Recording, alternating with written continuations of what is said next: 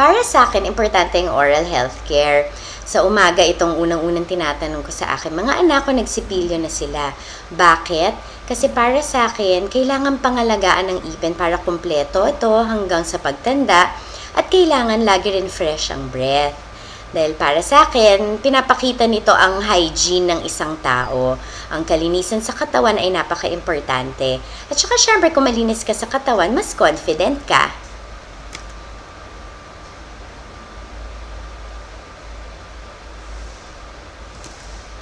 Madami na akong naranasan na oral healthcare problems.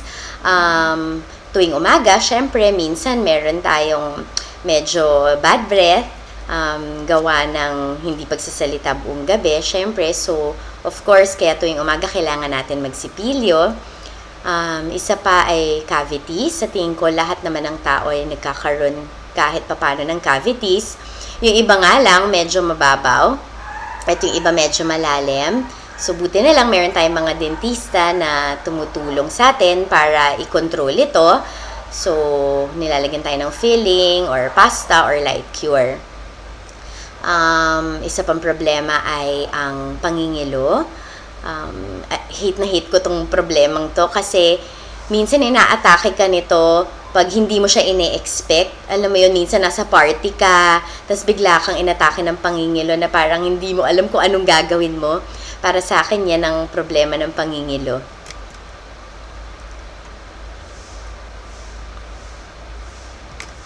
Oo, nakaramdam na ako ng short, sharp pain sa ipin ko. Usually, nararamdaman ko siya dito sa molars ko o kaya sa two front teeth ko.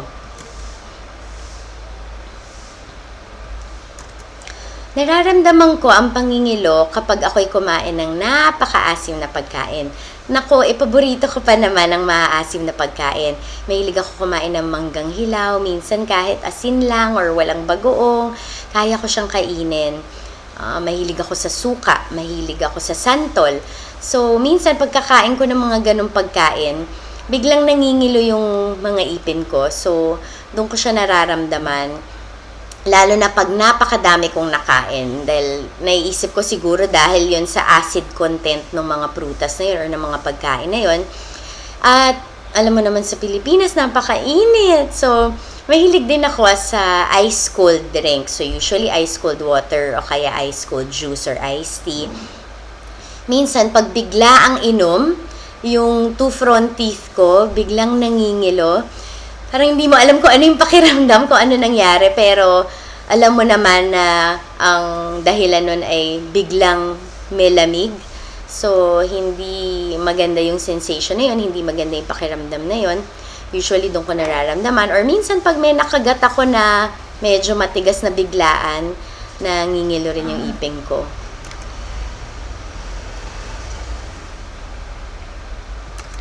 Oo, pag kumain ako ng maaasim, pag uminom ako ng malamig, at pag may nakagat akong sobrang tigas, or siguro pag may crack yung ipin ko, which naramdaman ko na rin before, kasi minsan sa gabi pag natutulog ako, nagti-teeth grind ako. So, minsan kahit paano nagkakaroon ng parang maliliit na cracks or fissures sa teeth mo. So, medyo na-expose yung medyo kalooban ng ipin o yung nerve. Yun, nararamdaman ko minsan yung pangingilo sa ipin na yun. Sobra ko nararamdaman ng pangingilo pagkatapos uminom ng sobrang malamig na inumin na madaming yelo, pag kumain ako ng maasim na pagkain, at saka kapag accidentally nakakain ako ng matigas. Simula bata pa lang ako, nakakaramdam na ako ng pangingilo.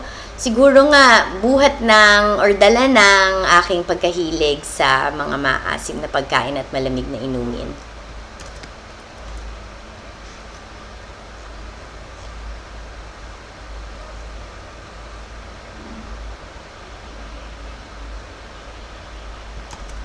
Okay, pag ako'y nangingilo, ang unang ginagawa ko ay hindi muna ako makain ng maasim at malalamig na inumin, since alam ko na naman na yun naman ang sanhi ng pangingilo ng ipin ko. Minsan din, nagbabrush ako with a toothpaste called Sensodyne. Ang Sensodyne nakakatulong sa pagtatanggal ng ngilo, ng ipin. Kasi minsan kapag kumain ako halimbawa ng manggang hilaw, pag toothbrush ko, parang konting pressure lang or konting bigat na naramdaman ng ipin ko, nangingilo siya. Kahit sipilyo na yun ha.